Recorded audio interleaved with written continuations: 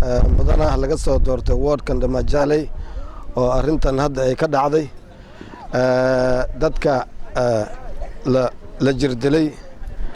ama la dilay ama la dhacay waa dadka wardkayga ka imaado marka aad baan uga xumahay arrintan dhacday waxaa nasiib darro ah dowladda Kenya aan soo dooranay aan la shaqaynayna shacabkeeda aan ahaan inay ma aragtay askar special forces loogu yeero noo soo dirto nala xasuuqo shacabka la xasuuqo dhaqaalihii wax kale laga dilana saa loo galo aad baan uga xunnahay waxaan dowladda ka codsanaynaa in ma aragtay ay dadkan askartan special forces oo Jamaal oo kulan joogo oo madax u yahay iyo walmareer in askarta sharciga la keeno oo shaqada laga tiro la xiro ayaan doonaynaa aan codsanaynaa haddana dadweynihii Damajaaley ward waxaan kala codsanaynaa dawladda inay dalaabo degdeg qaato oo dadweynahan shacabkan xoolahooda sidan loo galay la gubay ayagana la ciqaabay in magdhow la siiyo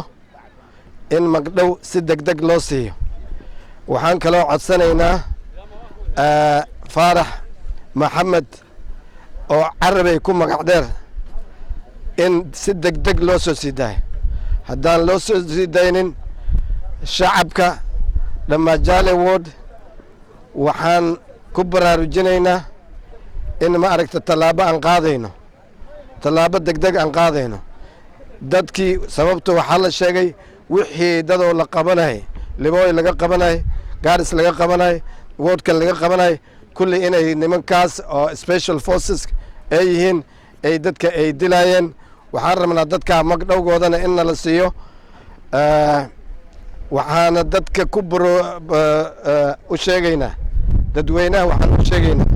wixii maanta ka bilowdo nin waji xiran uma qaban karo waa inaad la jihaadaan sababtoo ah sharciga dowladda Kenya wuxuu dhigayaa dambi haddaad gasho oo askari lagu soo diro askariga inuu ku imaado ku dhaashar dambigaas lagu qabanaya stationka raacino dha laakiin qof af xiran ma aha askarta Kenya ma aha waa tuug aan iska reebno gacan aan ula tagno idinkana isku yeerta markay idin imaadaan aad aragtaan ha kala soconina isku yeerta iska reeba xoolaha markii ay libaax uu soo gala booraame